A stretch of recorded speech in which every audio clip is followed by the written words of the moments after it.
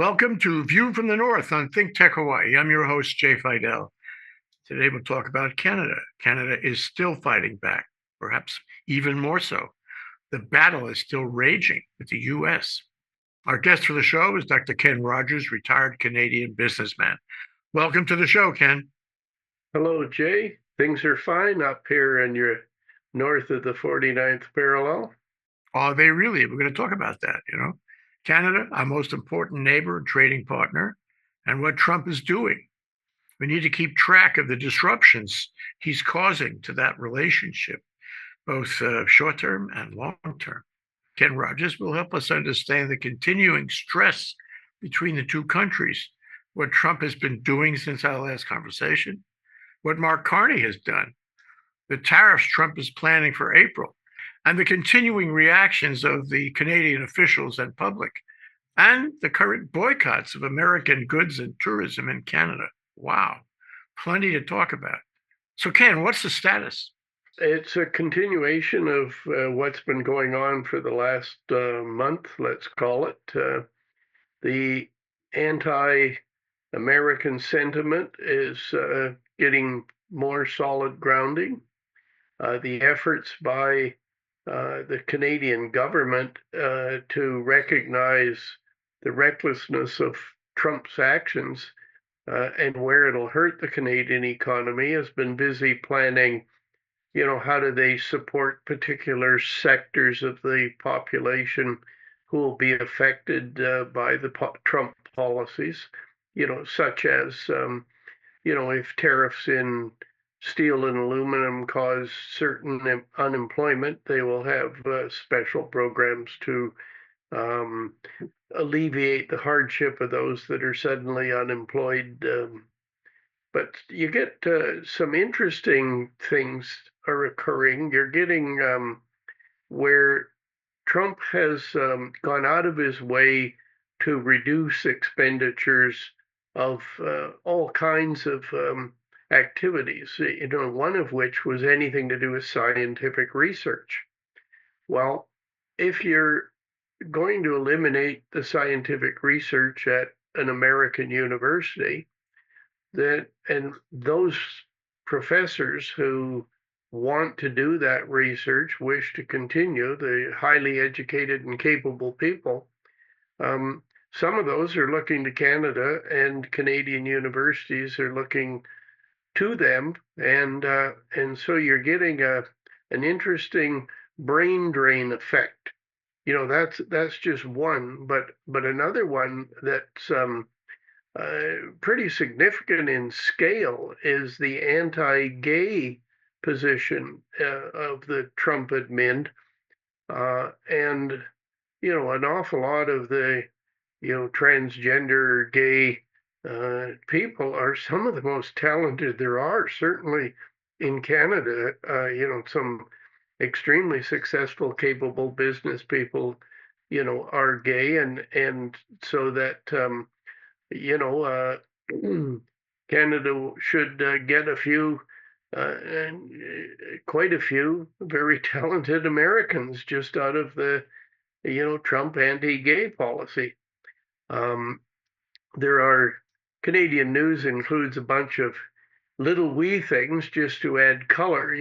They kind of getting tired of having Trump as the headline, so they're picking interesting stories. For example, in the United States, there are a large number of what I call mega infrastructure type projects where they're building an arena, whether it's for professional sports, for amateur sports, for a university, or just a community recreation facility. But a huge percentage of those big projects have arenas. Well, yeah, the construction of arenas, like many other things in North America, has always been used to being able to have Canadian companies or Mexican companies do different things in different parts. Well, one of the interesting pieces of these arenas is there's really only one company in in North America that that makes the steel that um, like the way you freeze the ice underneath an arena. They have piping, but there's steel that encases the piping, and it's a kind of a specialized product. And you can't just whip it up and from somewhere else. So suddenly you have these projects, if they're at the stage of where they need this done, you know, some mega project just sits on hold till Trump's finished playing around, or they have a mega price increase. And that's one of the kind that of course, if you had it's kind of a double tariff, because if Trump has 25% tariff on steel and manufactured steel products, then uh, the Canadian side puts a tariff on U.S. steel, or steel going the other way. Well, somehow they get double counted. So you got a whole bunch of these double counting scenarios showing up that just will have a jolting effect on prices in a certain product in a certain area. But you get other effects that just chugging along. For example, one of the headlines in Canada is Trump couldn't do. He's helping China. There's nothing that anybody could have done to help China uh, have a bigger position in the world than what Trump is doing. Well, then you have the next day, of course, the press will have examples of um, special Chinese efforts to cuddle up to Canada and say, why don't we do more activity and so on. For example, when the United States decided that they didn't want to have the Chinese electric car vehicles that are so inexpensive that Europe is saying, well, gee, they weren't making too many inroads with their own electric vehicles, so most of Europe let the Chinese electric vehicle in. Well, because Canada, being a nice, friendly neighbor then with the U.S., decided they would match the tariff that the U.S. put against the Chinese cars. So China countered with a whole bunch of tariffs against Canadian products going there, like soybeans and things that hurt certain segments of the Canadian population. So we have tariff problems with China as well as U.S., but basically relating the Chinese problem related to our trying to be a good neighbor with the U.S. and work jointly with them as if NAFTA was an important agreement. Nobody was expecting the U.S.'s word would be no good, and they wouldn't, follow the treaties or whatever they agreed to do. Yesterday was no good tomorrow. But anyhow, you get this car scenario, and so suddenly, the minute the United States is getting bad press in Canada and Canadians are being anti-American, the Chinese are coming and saying, well, gee, we can do this and we can do that, and maybe we should get along better. And, if you're not going to be friendly with the United States, or they're not going to be friendly with you, we will be. We'll be friendly with Canada. And you get other international cooperation. For example, because of NORAD, the North American defense system, Canada's military stuff is pretty well meshed with the those of the United States. For example, the NORAD station that's in Colorado, the head of NORAD, because it's a partnership between Canada and the U.S., the U.S. general or admiral or whatever it is that head of for the U.S. is the head of the NORAD system, but the deputy head is a Canadian. and it has been since that was formed. So if the American goes on vacation or his wife gets pregnant and he needs a week off or he gets sick or whatever, there's a Canadian sitting in the middle of Colorado in charge of the North American defense system. Probably Trump doesn't know that yet, or it hasn't figured out what to do. Um, so you get these oddities that are in Canada. You're getting a little bit of levity from things like that. Well, many a serious word is said in jest really applies because the Canadians are digging their heels in deeper and deeper every day in terms of the anti-American desire to not deal that much with Americans, and these F-35 jets that the United States had sold, a huge number to all the countries in NATO, and suddenly, Canada looks at, well, maybe we have to cancel this, because the particular F-35 jet, if it needs a software upgrade, well, the Canadian or British or German guy that head of their Air Force that runs those airplanes, they can't have that upgrade if suddenly you got a Trump attitude in the United States. If it can be taken away, then why buy the airplane? So that you have these F-35 jets that are pretty valuable export from the United States when you take all of the military things that all of the NATO forces use. I think that about 60% of the airplanes that all of the NATO allies other than the US use are all US made products. So they can work well together, the communications are better, etc. Um, well, everybody's put all that on hold. Like they're saying, we can't have our defense system reliant in any way on the whim of the American president. And if these are long-term purchases, who wants them? So you've got that type of thing occurring, and Canadian, the new Prime Minister Mark Carney, his first trip, where traditionally the first trip by a Canadian Prime Minister would, of course, be to the United States, or American, it would come to Ottawa and to push our long-term relationship forward. Well, Carney has been to Europe. He's going again and has no plans whatsoever to go to the United States. Has what's the reason? And well, other than that, you've got ongoing things between Canada and the United States. But one of the big new things in Canada is we are now going to have a federal election. And the election will be April 28th.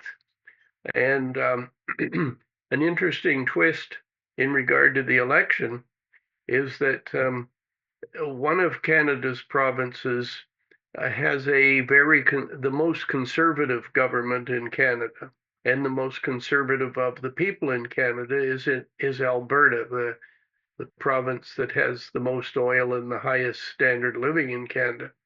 Well, the Alberta premier, when visiting the United States or recently, suggested the United States should interfere or play a role in the Canadian election to help the Trumpish type head of the Conservative Party in Canada, because otherwise everything about Trump has caused a major shift in Canadian politics.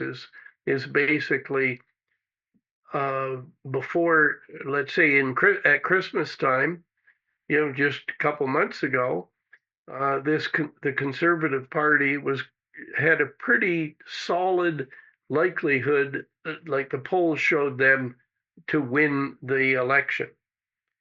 Well, the minute Trump came in and Trudeau resigned, Trudeau was head of the Liberal Party, or more left wing. But actually, it's more left than the American Democrats, really. But everything Trump did gave the Liberal Party in Canada a boost. Every day he'd open his mouth, he'd get another shot in the arm, and they are now. It is most likely that Mark Carney will, as the new head of that party, will be the prime minister after, whereas Trump would have gotten along far better with the head of the Conservative Party because they think similarly. But the attacks that are being made against the head of the Conservative is he's too much like Trump, or you want a miniature Trump, or he will bow and kneel to the big Trump, and so the animosity that Canadians are feeling because of Trump's treatment of Canada are being reflected in the Canadian election. Well, most people in the U.S. that I know or know of are rooting for Canada. They would like to see Canada take strong steps. They would like to see Canada beat off these insults and threats from Trump. But I tell you, I worry that as in all things, all social evolutions and devolutions, things change. And where we can say that right now, the Canadians are pretty ticked off at Trump and, for that matter, the US, boycotting American goods, canceling travel arrangements to the US, and, various other things that Mark Carney has talked about. And of course, the countermeasure tariffs.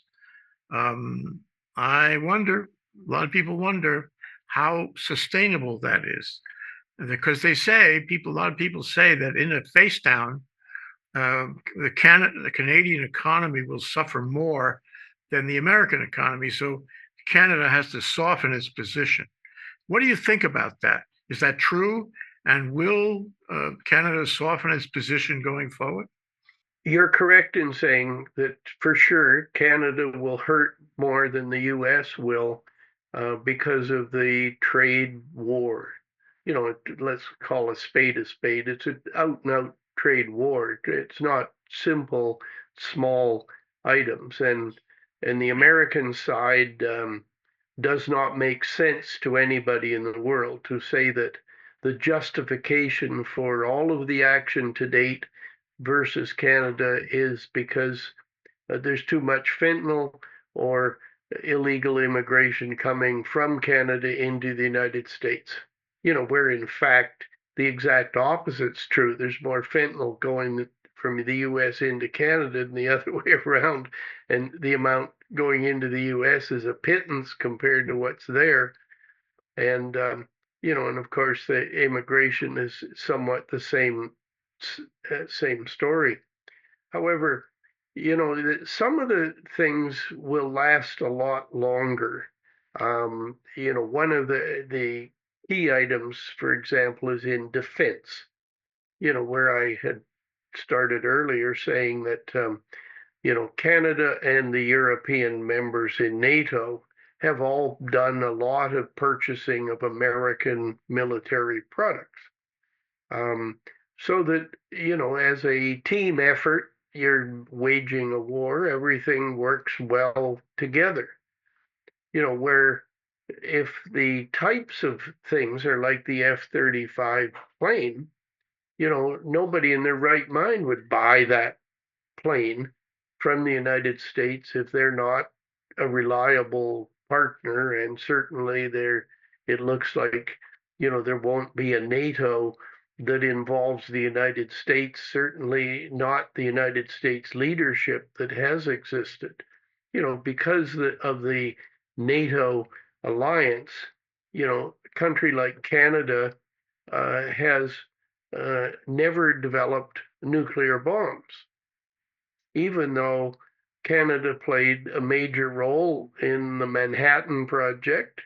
Most Americans don't know that.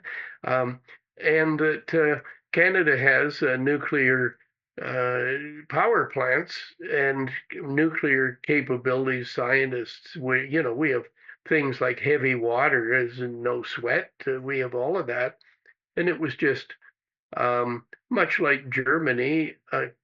Canada and Germany would think that as a member of NATO, when the United Kingdom, France, and the United States have nuclear facilities, why should we spend our money on that and duplicate it? We don't, the defense against the enemies, these we've got nuclear as part of our joint arsenal. We don't need any more. Well, suddenly you get newspapers in Canada saying, well, maybe we should, you know, just to, develop the nuclear just in case Donald Trump's threats are a little more than something we should just brush off as a bad joke. He persists on using the 51st state um, comments. And every time he does that, it just digs in Canadian heels and anger a little more deeply. What are your thoughts on how some of these things will last? I think there will be a lot more lasting pieces than any previous, like the previous administration. Trump caused problems, and it just eventually was just brushed aside and said everything will get back to normal. But I don't think people are looking at the United States isn't normal anymore. If half the population will vote in an absolute idiot and a criminal, how can you respect that? People forget the criminal part of it, but you're right. And maybe the Canadians remember it better than the Americans. And there's other vectors here. For example, what he's doing or not doing in settling the Ukraine invasion, what he's doing or not doing in trying to make peace in the Middle East, and his general warming to autocrats around the world, his inhumane treatment of the people he's sending away to El Salvador. That's so gross. And I wonder how the Canadians think about that. Do they recognize these other factors, these other actions that he's been taking? Do people support that, or do they figure it's just part of the same kind of craziness? No, actually, the El Salvador ICE treatment of good Americans and then questionable Americans, is the attitude here was that is despicable. It's very inhuman. And why should we think as Canadians that the same idiots in charge are going to treat us any differently? And therefore, what do we do?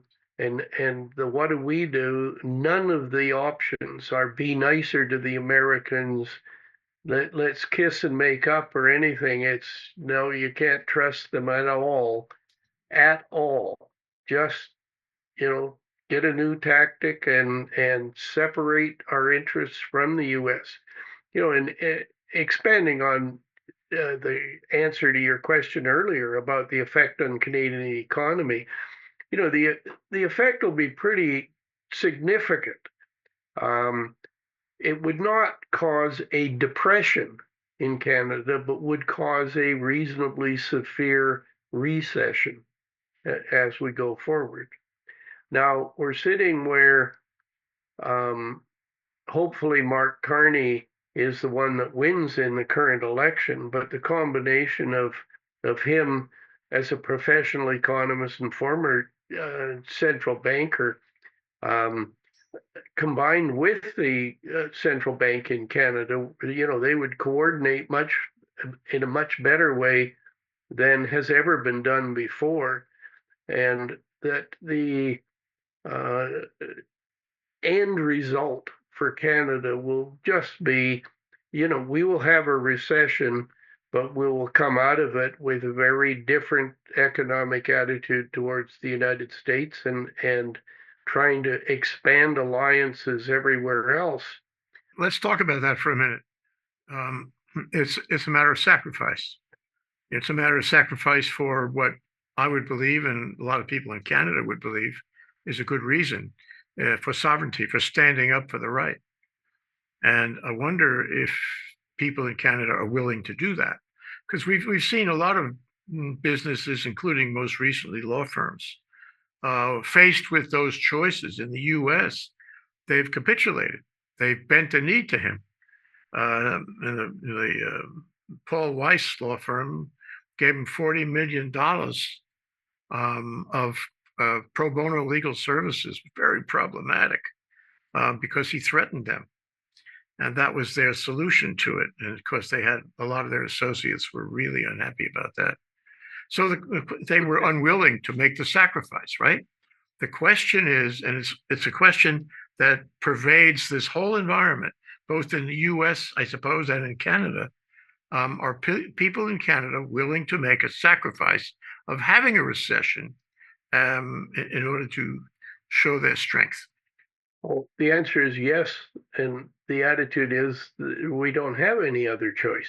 That is, bow and heel and become the 51st state, is totally unacceptable. It's hard to believe that in the medium term, out, 6 years from now, that and between now and then, the trade between Canada and the United States will be huge. Canada is the largest recipient of U.S. Exports. We're their biggest, U.S.'s biggest customer. We will be a less large customer, but we'll still be huge. No matter what happens, it'll still be very large. But at the same time, the United States is the biggest buyer, or of all the country's products, the U.S. buys more from Canada than virtually anywhere else. You buy an awful lot from China, and you don't sell very much to China. Like, if you want to get the biggest imbalance in the U.S. trade, it's with China rather than with Canada. In fact, if you took out oil alone, the United States has a huge surplus with Canada. And now, as we go through these trade machinations, what countermeasures Canada may take. For example, Trump jumped right out of his cake when the province of Ontario threatened to just cut off or actually charge a tariff on electricity imports to the U.S. because such a large part of the U.S. depends on the import of electricity from Canada, without which you'd have brownouts or blackouts. Is that happening? No, it hadn't yet. But how ugly is the American going to be? This is an interesting question. I mean, you mentioned earlier that China had come around suggesting a warmer relationship with Canada. And, a lot of people feel that if they were running things in Canada, they would welcome that. They would welcome that to show Trump and the United States they can't beat up on Canada, and they would get into trade deals with China. And if China is willing, they would actually warm up a priority trade arrangement, a bilateral trade arrangement that would replace the United States in buying the agricultural products, manufactured products, what have you. And that would really be a statement, a huge statement. But the problem is, this is so all over, is everybody feels that what we are experiencing now with all this stuff that Trump is doing, it's really only temporary. And soon enough, it will go away. He will go away. We'll go back to square one. We'll resume our regular, normal relationship, and everybody will be happy again. But the reality is, it may not work out that way. And the question I put to you is, how does China feel about that? If China says, well, we'd like to do that, but we're not confident that you, Canada, would enter into deals with us that are long term. We're concerned that when Trump, leaves office or changes his mind, which he is like to do, that you'll go right back to the U.S. So why should we commit to you? Let's take steel, aluminum, and automobiles and just sort of narrow a little bit there and go forward in the future. Trump's main push is along the lines that anything that where a job in the United States can arise instead of in Canada, and that he thinks that automobiles for sure should not be manufactured in Mexico and Canada, or any parts of them, that it should all be in the US. That the steel, or let's take aluminum as even a cleaner difference, is that the raw aluminum is the United States is not going to ever be a producer of raw aluminum in any scale relative to what it uses. But the let's say in the province of Quebec in Canada, the raw aluminum is produced because they have such an abundance of inexpensive hydropower. The United States cannot replace that, even in the long run, and it'd be stupid to even try. Whereas in Quebec, there is a huge portion of the manufacturing employment is taking that raw aluminum and making something out of it.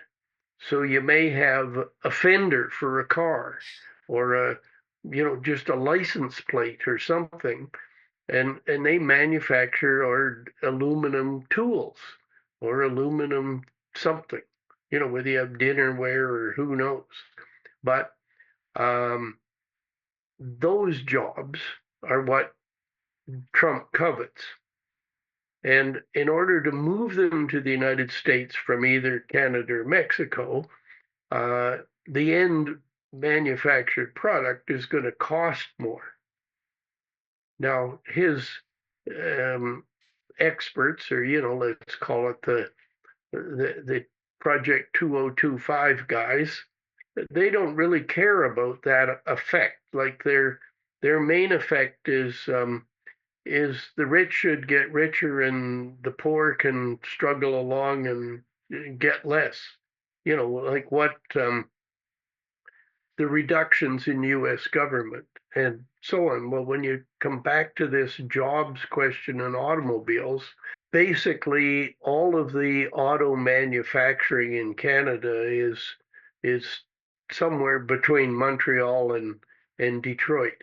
It's all in, most of it's in southern Ontario or a little wee bit of Quebec in the Montreal area. Now, if you take a huge portion of that manufacturing and you're going to move it to the US, you have to stand back and say, well, Canada buys GM, Ford, and Chrysler US or let's call it the big three automobiles, way more, probably double the number of cars that Canada produces.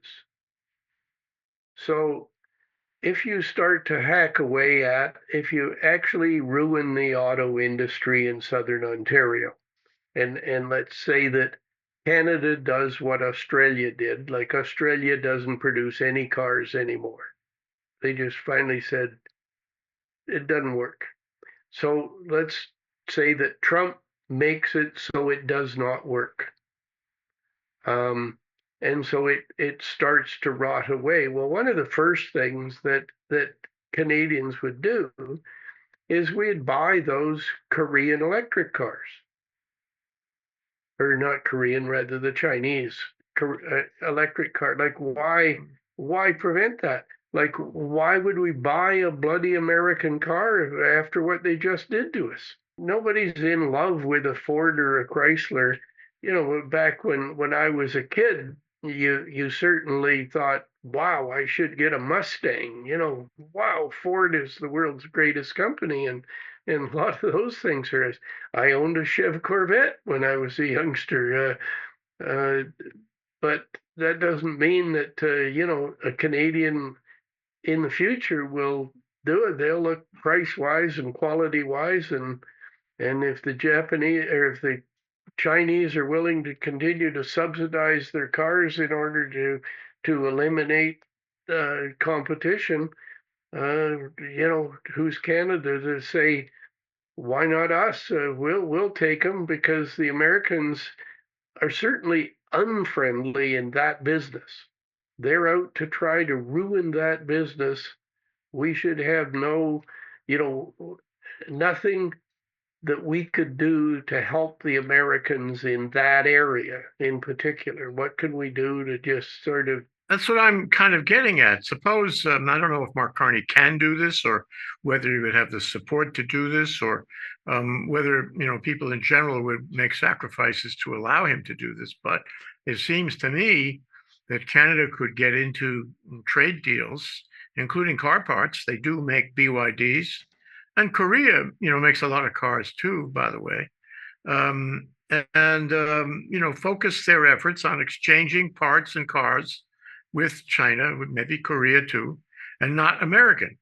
And here's the thing I wanted to suggest and see what you think. To deal with the yo-yo problem, that is, where everybody worries that when Trump leaves office, this is all going to reverse, and then Canada will be sad that it made commitments elsewhere, and China will too. The agreements around this kind of bilateral trade agreement with China and maybe other countries too, in order to make Canada independent, in order to build Canada's economy on a global stage, and forget about the U.S. Seems to me that they could get into agreements that last, say, for 4 years, waiting for Trump to leave office, or 5, or some defined period of time. So everybody knows at the end of that period of time, well, maybe we'll have to reconsider this. But for the moment, we want to have bilateral agreements with other countries, including countries in Europe, like Germany, which are all too happy to trade with Canada and forget the U.S. because they're also pissed off at the U.S. What do you think about that? A bilateral agreement with this country, that country, in which the tariffs are 0 to none, and creating a great opportunity for Canada. Is this possible? Is this something that Mark Carney should consider? Let me start with one of your premises. You're 4 years from now, then it'll be different. Well, from a Canadian perspective, the United States has two parties. It's not just Trump. It's one of those parties. Half the United States is insane. And the population supports that, vociferously supports it. So why should any Canadian think that, maybe 4 years from now you'll have a slight change and you'll have, an American government that doesn't work too well because one of the parties keeps resisting anything that the other one's doing. The Republicans would resist and make any Democratic government not very workable and not as productive as Biden tried to be. But look at the very first thing Trump did is he starts to unwind some of the spectacular things that Biden accomplished. All the infrastructure efforts and so on. It's just, it's a shame to see that United States response. But some items that will change long term is one of the things Canada has been really bad at is getting approval of anything major. To get a pipeline approved in the United States is nothing compared to what it was in Canada. And in particular, we treat our native population well and give them almost like a veto when you cross their land, and so you have these things. Well, one of the first responses to the United States or to Trump is that everybody rallying around the flag saying, let's get some of these really big infrastructure projects done right now. And the employment we will get out of it and the use of materials to do it will help us during this period of transition from a lot of business with the US, the transition away. Now, there will be lots will continue because it can't help but not be. But one of the biggest export Canada has to the United States, and one that the US really relies on, is our energy, like oil, natural gas, and the export of electricity itself. Well, you can't just say, cut off the electricity like that. That just reduces the value of an export. But the extra pipelines will certainly convert the natural gas to LNG and the oil, and there's no problem selling it to the rest of the world. The US can buy it from somewhere else. I mean, Trump wants to take over some country. I mean, I suppose Venezuela could be his next bet, because why pick it? Well, they never did like the dictator that's there, but they have an awful lot of undeveloped oil. Particularly, they got the kind like the heavy oil that Canada has from the oil sands. That U.S. has a bunch of refineries that have been geared to only deal with that kind of crude oil. And they would have to spend about a year retooling to make it so the refinery could deal with other crude oil. I see this as a huge opportunity for Canada. I mean, it's got to get its concept together about being an international power that deals with all kinds of other countries, and to the exclusion in large part of the U.S. But what concerns me is NATO, because Europe has these historical relations with NATO. NATO is not as strong as it used to be. Trump has pulled the rug out from under NATO in so many ways, and in attacking Canada this way, he's pulled the rug out from Canada as a NATO member, and thus, had a negative effect on NATO through attacking Canada. So I wonder about NATO, and I wonder about the F-35s or whatever other kind of jets.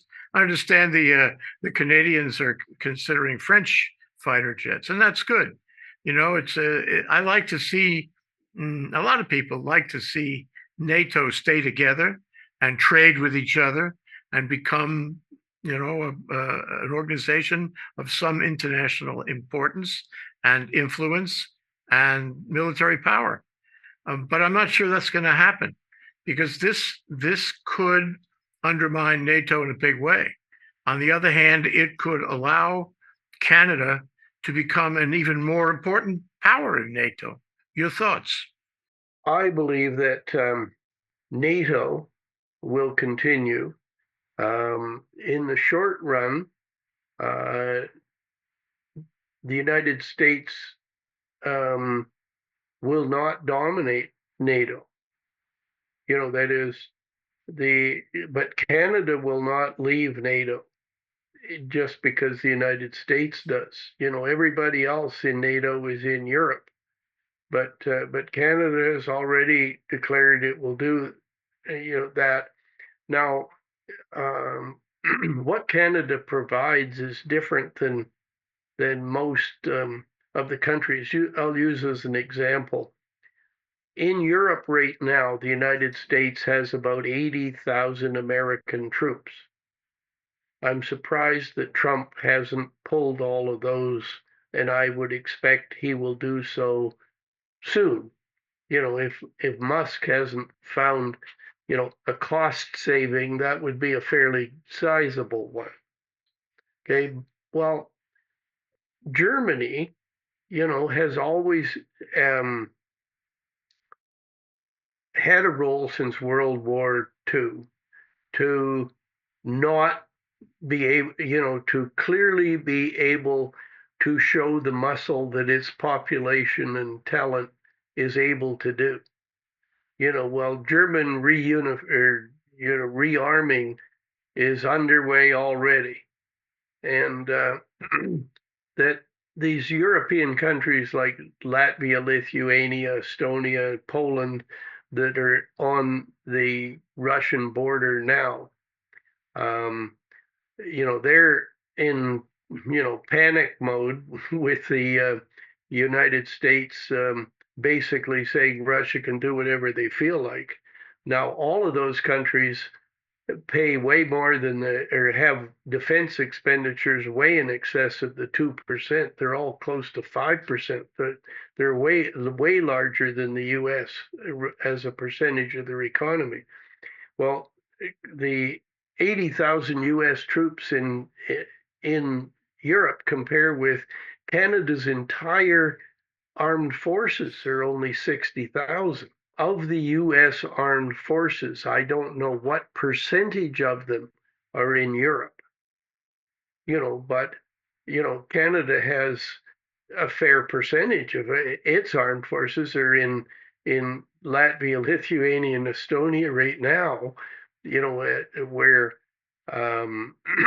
and a bunch that are in, I think it's Poland, but really, all of the NATO countries will increase their military expenditures because of the Trump actions, and because the U.S. doesn't want to play as big a role in NATO. They might like to have the political influence, but aren't going to have bring their muscle to match what they would like to have in political influence. Well, they're going to both go down at the same time. It'll be interesting to see how NATO evolves, whether a country like Turkey will remain in NATO or not, without the United States there, thinking that they can pretend they're neutral, but they have a harder time pretending if most of their actions are difficult for the rest of Europe to get along with, but kept the U.S. happy. Yes. Same with However, Hungary. Same with Hungary. But let me ask you this though.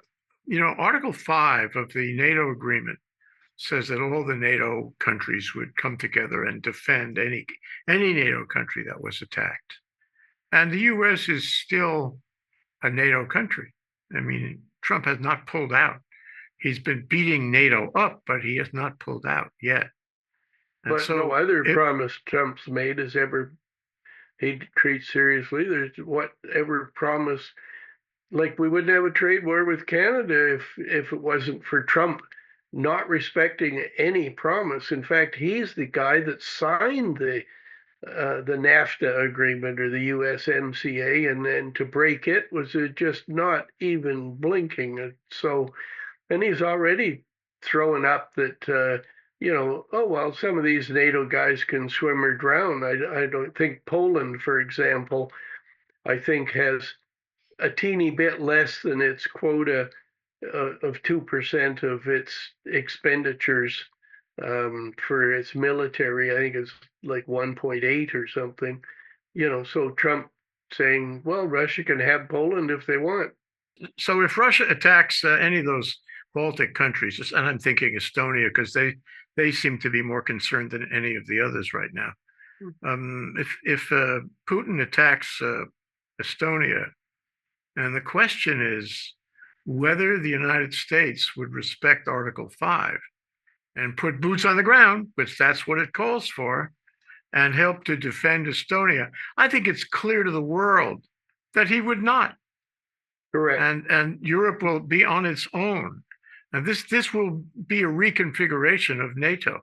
And okay, that's an extreme case in the sense that, there's an attack and a call under Article 5. But I think even contemplating that possibility shows you that the U.S. is really not committed to NATO or Article 5 anymore under Trump.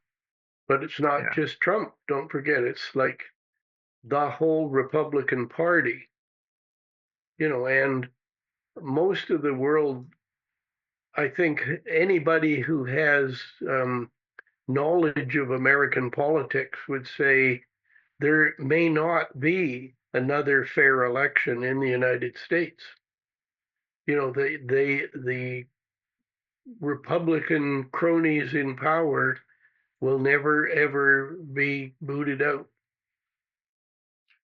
Well, then that's a planning point for Mark Carney, isn't it? He has to build a future which does not allow that to affect Canada. That's correct. So what's going to happen here? Do you have a thought about moving forward on it? What is if we look into the future a month or two or maybe a couple of years, what do we see in terms of the evolution of the relationship? Well, the first item is nobody has a good crystal ball as for where this is going. And I would say even anybody close to Trump, even Trump, they don't have a clue what the idiot's going to do tomorrow. But the world will change a lot. Um, on the surface, it looks like, Trump would divide the world and say, China can have whatever it wants and Russia can have whatever it wants and Europe's got to have defend for itself and the United States Trump's mind thinks that they would have North and South America, but I don't think they'd have South America because they've got less influence there than the Chinese already. The other thing is, I find his threats on Canada just completely preposterous. And the question is, assuming he stays in office until the end of his term and continues to make those threats, does anybody think it's really possible that he will be able to achieve that? It's really a long throw to believe that he would ever um, bring Canada to its knees. Your thoughts? He can't do it without using military force. And you got to remember Canada's population's about the same as Ukraine's. And Ukraine's done pretty well frustrating Russia's military efforts. Can you envisage the United States sending jets and bombing Toronto or bombing Windsor across the creek from Detroit? I mean, I guess it's more than a creek, the river that the Ambassador Bridge. uh, however, um, I don't think there's a ghost of a chance that Canada will heal the way Trump would like, and the kind of I call what Trump would like is best exemplified by looking at what he wanted from Zelensky. Is the United States could suddenly have ownership of all of the resources of Ukraine has. You know, like unfettered access, don't pay any price, don't this, don't that. It's just that's in exchange for what we helped you with for in the past. The bullets we gave you last week. That's all over now. That's a little bit like the way China dealt with Rwanda. The kind of very key country in Central Africa or South Central Africa, where the Chinese had all kinds of loans of, we would help you build roads and we will help you build this infrastructure and in particular you have some neat places where we could grow a lot of tea and so they got all this land where they started to grow tea plantations, and then they built these really neat roads and other infrastructure. Well, then Rwanda couldn't pay, and now the Chinese own them all. Like they did it in a manner where it was like a Chinese corporation or equivalent, and carefully designed it to fit the Rwandan laws and so on, and so suddenly they're there, and now the Rwandan armed forces are busy trying to cause problems with all their neighbors, particularly in the eastern part of the Congo, where they have a whole bunch of resource of raw earth, minerals, and gold that Chinese would like to have. Ken, it strikes me that if Donald Trump were listening to this discussion and observing the debt trap, maneuvers that China has pulled off in so many places, he would try to take Canada without firing a shot, with no boots on the ground. He would use the federal government to fund them and take control of their institutions and corporate assets and own them. And that would be an interesting strategy on his part. So don't think that it's only kinetic war that would change the relationship. It could be some kind of cute business move too. Well, I kind of laughed when you said that. Is really, if you go anywhere in Canada, there is almost no business that is not conducted in part by an American corporation. I mean, most things in Canada have, heavy American involvement. I mean, the oil and gas industry, the if you look at all the big buildings in downtown Calgary, you have the Shell Oil building. Well, Shell's not an American company, but it might as well be. It's got a significant American influence, but you got Chevron, and you got everybody else is in Canada. Whether it's I just use that oil and gas industry is one, but um, if you take the automobile industry that's in Ontario that Trump is trying to crush, well, the biggest of the automobile companies in Ontario are, Ford, Chrysler, and General Motors, or Stellantis rather than Chrysler. But the big three were there. Now there are, Honda and Toyota have some kind of production operations in Ontario, southern Ontario as well. But really, who's Trump beating up when he's beating up the oil or the automobile industry? He's kicking General Motors, and he's kicking Ford, and for Ford or GM to rearrange how they produce cars and sell them at what price. What Trump's doing to Mexico and Canada in terms of auto production, it's like saying a great a business school college test paper would be to say, um, is Trump sinking General Motors? Is he killing it? What he could do from this side of the border for an American international company is take greater control, intimidate them, intimidate their directors, their stockholders, what have you, and control what they do north of the border. And if he does that, he'll have a business leverage on Canada. Well, his tariff plan is, and bluntly stated in per the Canadian press, is that he wishes to eliminate the auto industry, or the production of automobiles and automobile parts in Canada, that or in Mexico, that should all be done in the United States. Now, the net effect of that, it is, have you ruined General Motors as we know it? because General Motors would then be limited to the sale of its vehicles in the United States alone.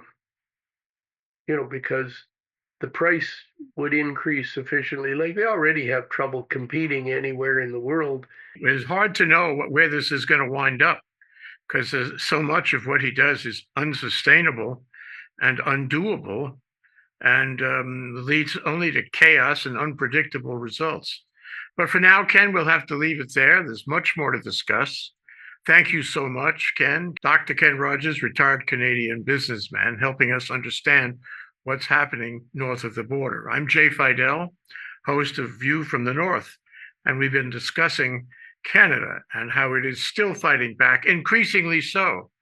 Thanks to our viewers for watching. We'll see you again soon for the next one. Aloha.